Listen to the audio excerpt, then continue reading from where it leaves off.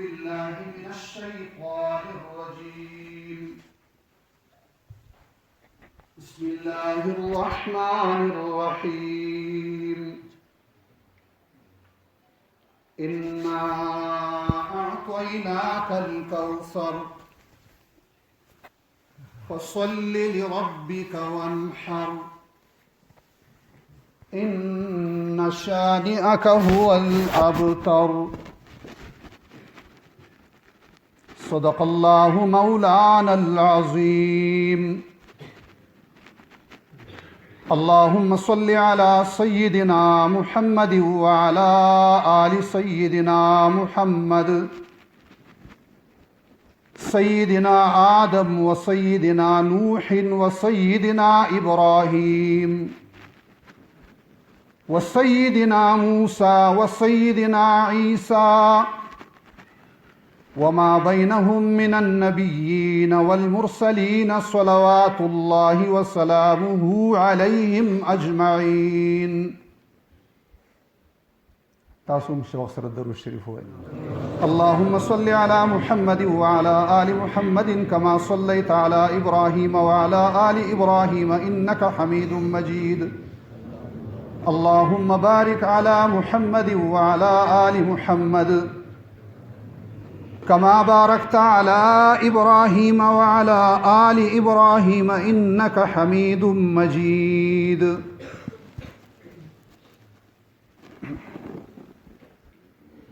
زما عزت مندو محترم مسلمانان ورونو، زمون ستاسو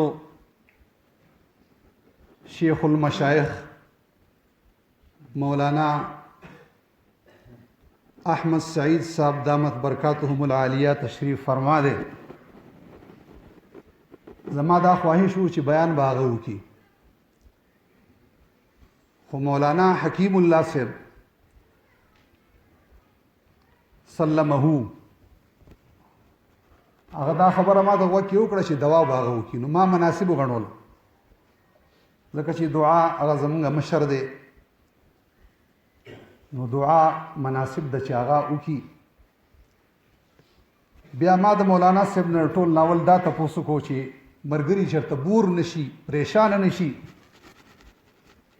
څو ټیم خبره مناسب ده. نو هغوی ما ته ووی چې دا 20 منټه پوریږي، انشاءالله دوی په خوشحالۍ سره برداشت کولی شي. و انشاءالله زه دا کوشش کوم چې د ټیم پابندي وکړم بتوفیق الله تعالی. رب العزت دې توفیق او طاقت راکړي چې صحیح خبره، داسې خبره چې په هغې باندې زمونږ الله زمونږ نه رضا شي او زما او ستاسو په هغې باندې اصلاح وشي. دې الله ماله توفیق راکړي چې زه وکړم. د بنیاد په طور باندې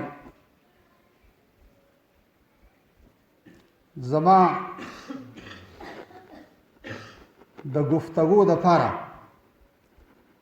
د قرآن کریم هغه سوره مبارکه زمونږ ستاسو پیش نظر دی چې اوس ما د هغې تلاوت وکړو، سورة الکوثر. الله رب العزت په دې سوره مبارکه کې 3 مضامین بیان کړي دي. علما حضرات قاریان صاحبان ناس دي، بیا ادبي دي معافي. سحر ماښام موږ تاسو ته د قرآن کریم او د سنت رسول الله صلی الله علیه وسلم پر رڼا کې علما خبرې کوي. الله رب العزت دې موږ له د عمل توفیق راکړي. هغه اقبال مرحوم وی کنا عمل سے زندگی بنتی ہے جنت بھی جہنم بھی، یہ خاکی اپنی فطرت میں نہ نوری ہے نہ ناری. الله رب العزت مونږ تاسو د دنیا ته مختصر وخت لپاره را لېږلي یو او د خپل بندګۍ او د عبادت او د معرفت د حصول لپاره را لګلی یو چې موږ خپل الله ته وپیژنو او د هغه بندگی وکړو. زندگی آمد برائے بندگی، زندگی بے بندگی شرمندگی. زندگی تو بندگی کا نام ہے، زندگی تو بندگی کا نام ہے، زندگی بے بندگی ناکام ہے. عزتمندو زما د لهجه اواز زما اوچت ونه دی، تاسو خفه نه شئ، خو زه چې ورو خبرې کوم بیا زما اواز نخلي، نو دا زما مجبوری ده. تاسو وایي دې چغې وباسي، خو زما طبیعي طور اواز داسې دی. خفه نه شئ، بور نه شئ. انشاءالله خبرې به مختصر کوو. دا غړی مې لاس کې نیولې ده، انشاءالله 20 منټونه به بتوفیق الله تعالی تجاوز نه کوو. خو فایده زمونږ په دې کې ده چې مونږ د عمل په نیت باندې وورو. ماشاءالله زه ډېر متاثره شوم. تاسو ډېر عزتدار خلک یئ او دا کشران خو ما به نه پیژني، خو زه هم د دې ځای اوسېدونکی یم او په دې دا موړی کې ما څو کاله سکول هم ویل دی. دا مشران ټول ما پیژني، خو د مجبورۍ د لاسه بهر یو او الحمدلله خپل زندگی تیریږي. زه د خپلو مشرانو بعضې وخت کې داسې تذکره کومه، د هر چا ځانه مزاج دی که نه، خو زموږ شیخ خان مولوي صاحب رحمه الله هغه به هم په خپل بیاناتو کې د خپل شیوخو تذکره کوله. نو موږ هم د خپل شیوخو بعضو تذکره کوو. زما تره نور الاحد مولانا صاحب نور الله مرقده، دا غنه بچا تاسو کو څنګه حالت دی، نو هغه به وي چې الحمدلله ډېر ښکلی حال دی. د الله رب العالمین د طرف نه په نعمتونو کې الله څه کسر نه دی پرېښی، کمې نشتی، خو زمونږ د طرف نه کمزوري ده د الله په عبادت کې او په شکر ادا کولو کې. د مشرانو دا خبرې ډېرې قیمتي. نو حقیقت هم دا دی. ګورئ اوس موږ وګورو، موږ راغلي دنیا ته چې یو، نو په څه حالات کې راغلي یو. وی یاد داری که وقت زادنی تو مردمان خندا و تو گریان. وی تا ته هغه وخت یاد دی ای انسانه، دا ما ته او تاسو ټولو ته وی، هر انسان ته، چې تا ته هغه وخت یاد دی چې کله ته دنیا ته راغلی نو خلکو خندل خو تا جړل. هر انسان چې دنیا ته راغلی پیدا شوی دی نو په جړا راغلی. او اکثر دا مشران وي او ډاکټران حضرات چې کوم وړوکې ونه جاړي نو دا صحتمند نه وي، دا د صحت علامه ده چې کوم وړوکې پیدا شي او هغه وخت کې وجاړي. نو موږ تاسو ټول دنیا ته چې راغلي یو که نه، په جړا راغلي یو، د سجدې په حالت کې راغلی یو. یادداری که وقت زادنی تو مردمان خندا و تو گریا، ای چونین زی که وقت رفتنی تو مردمان گریا و تو خندان. وی دا الله بنی آدمه اولنی حالت خودغو، خو زندگی داسې حالات کې تیره کا چې کله د دنیا نه ځي سفر کوي. سفر ته خو موږ تیار نه یو، خو دا سفر زموږ د غاړې دی. دنیا ته چې څوک راغلی دي نو هغه پاتې شي نه دي، خامخا د دنیا نه تللي چې انبیا نه دي پاتې شي. او د تمام مخلوقات سردار جناب محمد رسول الله صلی الله علیه وسلم دنیا کې همیشه نه دی پاتې شي، تللی دی.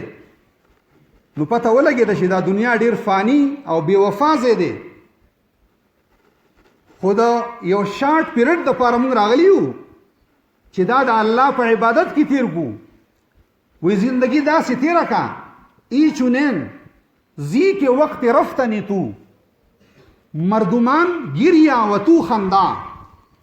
چې کله زی د دنیا نه نو چې ته په خندا روانې او خلک د پسې جاړي، چې ته په خندا روانې، په خوشحالۍ روانې. د حضرت بلال رضی الله تعالی عنه نه کله چې د هغه وخت د مرګ نږدې و د ځنکدن وخت یې قابو نو د هغه رشته دارانو ژړل هغه سترګې وغړولې چې ولې ژاړئ وایي ځکه ژاړو چې ستا حالات ډېر نازک دی د موت او حیات په کشمکش کې زمونږ نه جدا کېږي ستا په جدایي او په علاحدګۍ سره موږ خفګان کوو ژاړو ځکه هغه وایي شیخ ژاړئ مه ډېر د خوشحالۍ وخت را روان دی اوس عن قریب چې زه ستاسو نه جدا شم د جناب محمد رسول الله صلی الله علیه وسلم سره به زما ملاقات کیږي او د صحابه کرامو سره به زما ملاقات کیږي نو عزتمندو ما عرض دا کوو چې دا زندگی داسې تیرول پکار دي چې زمونږ د لاسه چاته اذیت تکلیف ونه رسي مونږه محتاط انداز سره زندگی تیر کړو د الله تعالی د رضا په کارونو کې او د جناب محمد رسول الله صلی الله علیه وسلم په کامل اطاعت کې ځکه چې د نبی علیه الصلاة والسلام د اطاعت حکم هم الله کړی دی اطیعوا الله واطیعوا الرسول یو ځای بارها الله تبارک وتعالی دا مضمون ارشاد فرمایلی دی نو د الله رب العالمین حکمونه د جناب نبی کریم صلی الله علیه وسلم په طریقو باندې پوره کول پکار دي او زمون هر عمل کې دوه څیزونه پکار دي الله به ورته د قبولیت سند ملاویږي د الله په دربار کې اول نمبر چې زمون په نیک عمل کې اخلاصي او دویم نمبر زمون په عمل کې د نبی علیه الصلاة والسلام طریقې مونږ تاسو سحر ماښام دا ویو او اورو چې صدق او اخلاص نو اخلاص مطلب دا دی چې عمل به صرف خالصة لوجه الله د الله سبحانه وتعالی د رضا د حصول لپاره وي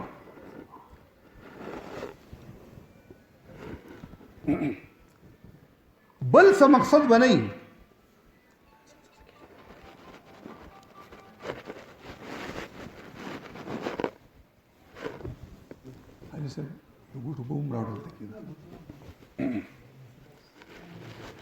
نو هر نیک عمل چې زمونږ دی نو هغه به په اخلاص باندې خبره زمانه اوږدېږي بهرحال زه کوشش دا کوم چې په دغه وخت کې دننه زه خپله خبره راټوله کړم سورة الفاتحه مونږ تاسو په خپل منځونو کې او د مانځه په هر رکعت کې ویو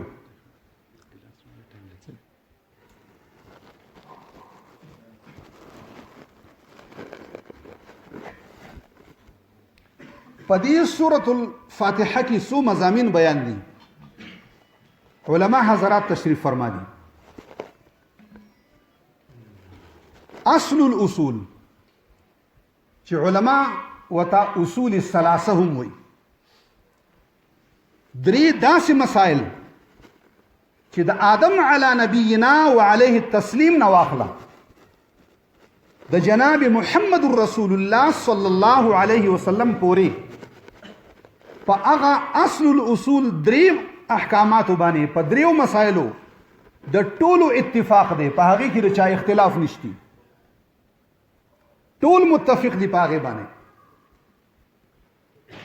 او صلحای امت مسلمانان هم په هغې متفق دي او څومره چې نور مسایل دینی شرعي مسایل راوتی دي نو د هغې نه مستنبط دي د هغې نه راغستې شي دي د هغه دریو اصولونه اولنی اصل چې دی هغه څه شی دی د الله رب العالمین توحید چې د الله رب العزت سره په ذات او صفات کې هیڅ څوک شریک جوړ نشي نو دا توحید په سورة الفاتحه کې الله ذکر کړی دی دی وجنا علماء لیکل دي چې د تمام قرآن خلاصه هغه په حوامیم السبعه کې ده هغه و سورتونه چې د حامیم نه هغه شروع کیږي د پوره قرآن خلاصه په هغې کې ده د حوامیم السبعه خلاصه هغه په سورة الفاتحه کې ده. د سورة الفاتحه خلاصه په بسم الله الرحمن الرحیم کې ده، او د بسم الله الرحمن الرحیم خلاصه صرف په با کې ده، او د با خلاصه د با په ټکی کې ده. اوس مختصر عرض کوم. د با په ټکی کې پورا خلاصه پرته ده د پورا قرآن. دې کې دا اشاره ده چې دا با دا ټکی چې دی دا په اعدادو کې هیڅ شی نه دی، صفر زیرو ورته وایي که نه، چې تر څو پورې بله انسه ورسره لګېدلې نه دا هیڅ شی هم نه دی. نو دا تمام انسانان، دا مخلوقات کله چې د دوی سره د ایمان رڼا نه، کله چې ورسره د ایمان رڼا نه، د اسلام رڼا ورسره نه، نو د دوی مثال د زیرو دی، دا هیڅ شی هم نه دی د الله په نسبت باندې. خو کله چې د دې زیرو سره د دې زیرو تعلق د ایک سره وابسته شو، او ایک قل هو الله احد، د تمام موجوداتو او د تمام کائنات، د تمام مخلوقاتو خالق او مالک یک یوازې الله جل جلاله دی. نو چې کله د دې انسان تعلق د الله سره جوړ شو، د ایمان او د اسلام په حواله سره، نو دې یو پاتې نه شو. د دې زیرو تعلق چې د یک سره جوړ شو، یو سره ولګید، نو ډایرکټ د دې نه 10 جوړ شو. نو دا مسلمان د خپل حیثیت پیژني نه، دی یو نه دی. اول خو هیڅ شی نه و چې د قرآن نه لري، د سنت نه لري، نو هیڅ شی نه دی. خو چې کله د تعلق د قرآن او د سنت سره جوړ دی، نو دی یو پلس دی. او دا مسله د قرآن په دې باندې گواه دی. علما حضرات بخوبی د دې نه خبر دي چې کله په میدان جنگ کې د کفارو سره مقابله، نو د لسو کفارو د پاره یو مومن مسلمان بس دی، ځکه د سره د الله مدد دی او هغه سره د الله مدد نشتی. نو اولنې مضمون په سورة الفاتحه کې د الله رب العالمین وحدانیت دی. د الله رب العالمین دا وحدانیت خو موږ هر وخت بیانو کنه، خو یاد ساتئ زما عزتمندو مشرانو محترمو کشرانو چې زمون اعمال هغه د اخلاص نه ډک شي او په هغه کې صدقي چې ما لکه څنګه عرض کو چې د نبی علیہ السلام په طریقې، نو الله به د الله په دربار کې قبولي. من صلى يرائي فقد اشرك بالله. یو دی اخلاص، دا روحاني عمل دی. زه خبره مختصر کول غواړم. بعضی اعمال ظاهري او بعضی باطني. د بعضی اعمالو تعلق د زړه سره او د روح سره، او د بعضی اعمالو تعلق هغه د جسم او د جان سره، د بدن سره. دا روجا د دې باره کې چې الله رب العالمین فرمایلی دی، حدیث قدسی دی چې الصوم لی وانا اجزی به. روجا خاص زما د پاره ده او زه به په خپله د دې جزا او صله ورکوم. دا روجا دا باطنی عبادت دی. روجا دا چاته په سترګو ښکاري نه، دا پټ عبادت دی. د دې تعلق د زړه سره او د روح سره دی. نو زمون هر عمل دا اخلاص چې ما عرض کو دا هم باطنی عمل دی. بعضی خلق داسي چې هغه یو بل سره ډیر په خند پیشانه میلاویږي او په جی قربان میلاویږي.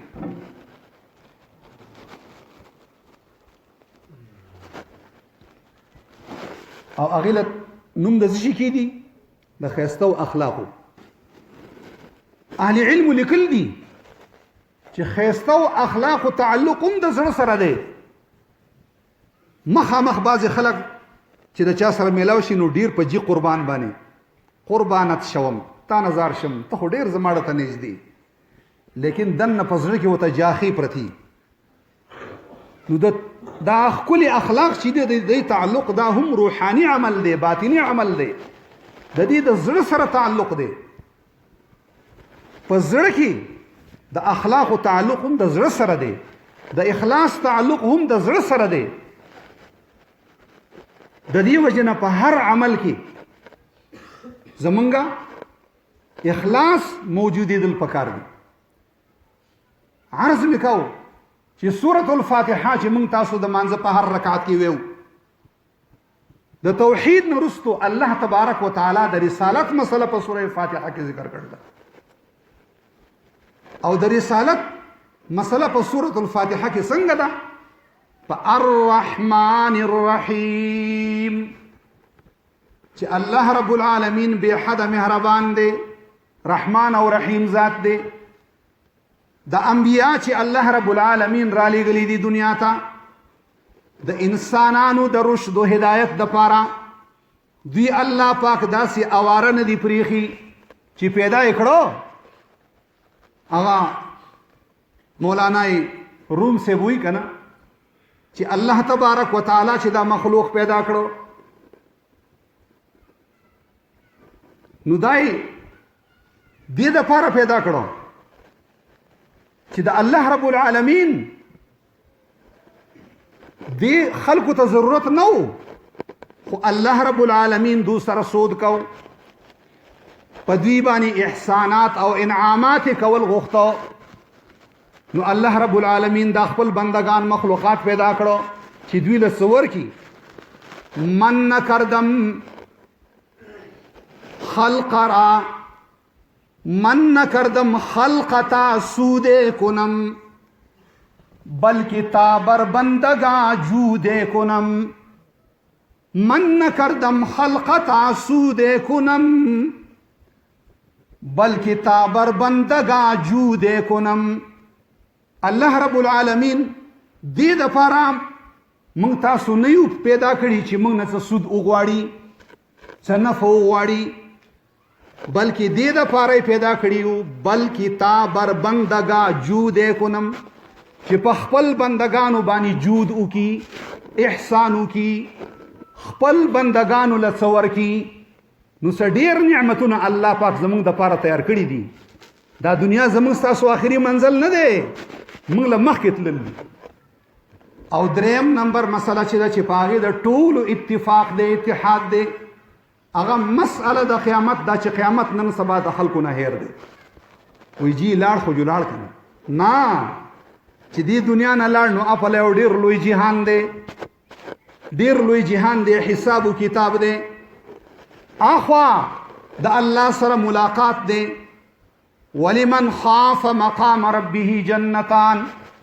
نو زما عزتمندو دا درې مسائل دا په سورة الفاتحه کې الله تبارک وتعالی ذکر کړي دي، او د قیامت ذکر په تفصیل سره الله تبارک وتعالی په خپل کلام مقدس کې ذکر کړی دی. عزتمندو عرض و گزارش دا دی چې نن ډیره مبارکه شپه ده، او زه ستاسو د اخلاص ته هم حیران یم. دا اخلاص دی الله تبارک وتعالی دې له شرف قبولیت ورکړي.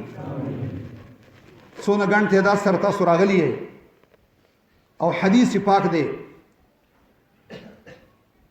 دا الله رسول صلی الله علیه وسلم فرمایي کوم سړی چې جمعات ته د عبادت دپاره راشي، کوم یو بنده مؤمن مسلمان چې جمعات ته، دا جمعات دا بیت الله دی، د الله کور دی. څوک چې د الله کور ته د عبادت دپاره راشي، د الله د بندګۍ دپاره راشي، د الله د خوشنودۍ د حصول دپاره راشي، د رضامندۍ دپاره راشي، نو دا یو ضیوف الرحمن دي، دا د الله میلمانه دي. ښه دنیا کې چې موږ د چا میلمانه شو یا زمونږ څوک میلمه شي نو موږ د هغه څومره اکرام کوو. نو مالک د پوره کائنات چې هغه میزباني، هغه به د خپل میلمنو څومره قدر کوي. نو الله د دې ناستې قدر کوي. ښه دا بې ځایه نه ده، دا کېناستل دا بې ځایه نه دي. د الله رب العالمین نه به دعا غواړو. مولانا صاحب انشاءالله اوس دعا کوي. د دعا څه آداب دي، صرف مختصر طور باندې ټیم چې پوره شی دی خو که ستاسو اجازت وي نو زه به 2-3 خبرې د دعا متعلق وکړم. اجازت دی؟ ځکه چې موږ څه وغواړو که نه، یو د دعا ویل دي. زمونږ په دې اکابرو کې مفتی رشید احمد رحمه الله هغه به وي او په کتابونو کې لیکلي هم دي چې کله دعا کوئ که نه نو دعا د غوښتلو شی دی، دا د ویلو شی نه دی. مونږ خو زر ویو که مانځه کې ویو اللهم ربنا آتنا فی الدنیا حسنة وفي الآخرة حسنة وقنا عذاب النار او زر سلام وګرځو وضو. دا اللهم ربنا آتنا د دې معنی څه ده؟ دا د الله نه درخواست کول دي، غوښتل دي. او بیا چې د الله په دربار کې د الله د رضا دپاره د الله په مخ کې لاسونه اوچت کړي دي، نو الله ډیر غیرتی ذات دی. دا لاسونه اسې نه پرېږدي، ضایع نه پرېږدي، دا دعاګانې الله قبلوي. نو سنت طریقه د دعا زه د عوامو ته عرض کوم، خپل زما چې کوم وروڼه دي او ماته ناست دي علماو دپاره دا خبرې نه دي، هغه خو په خپله پوه دي، موږ ته ښوونې کوي. خو د سنت طریقه دا ده مستحب چې یو که چاته عذر نه نو التحیات شکل کې کینی، بیا دا دواړه لاسونه دا په داسې انداز باندې اوچت کی چې د سینې سره مخامخ دواړه لاسونه یو ځای هم نه او ډیر د یو بل نه لرې هم نه. بعضې خلک خواص دي ګورې هغه لاسونه چې اوچت کړي نو دواړه داسې جوړه کړي، دا طریقه خلاف سنت ده. لاسونو کله چې د الله نه موږ دعا غواړو لاسونه اوچتو نو داسې نیول نه دي پکار، بلکې د لاسونو دا قبله چې ده هغه اسمان دی، چې زمونږ دا ورغوي او زمونږ ګوتې اسمان طرف ته د سینې سره مخامخ فاصله منځ کې مناسب او د سینې سره مخامخ داسې انداز کې موږ لاسونه اوچت کو. مولانا صاحب چې کومه دعا کوي په هغې به آمین ویو. اول د الله حمد و ثنا، بیا په نبی علیه الصلاة والسلام باندې درود، بیا د ابراهیم علیه السلام دعا چې الله ورته ښولې وه په قرآن کې مذکور ده، رب اجعلني مقیم الصلاة ومن ذریتی ربنا وتقبل دعاء ربنا اغفر لي. دعا د خپل ځان نه شروع کړې ده، بیا خپل مور او پلار، بیا تمام مؤمنان مسلمانان. نو جایز حاجات مولانا سے بدعا غواړي او موږ په پټه سره آمین ویو، ځکه دا دعا غوښتل دي د الله نه. او الله رب العالمین فرمایي چې ادعوا ربکم تضرعا وخفیا. الله رب العالمین نه دعا غواړئ خو په عجزۍ ته غواړئ، په جړا ته غواړئ، په محتاجۍ ته غواړئ او پټه ته غواړئ. نو دا د دعا آداب دي. ان شاء الله چې په دې طریقه باندې مونږ اوس دعا به مولوي صاحب کوي او مونږ په رضا اخلاص آمین ویو. الله رب العالمین دی زمونږ دا خبرې کوم ماته ګوټې چې ما وکړې، رب العزت دی دا په خپل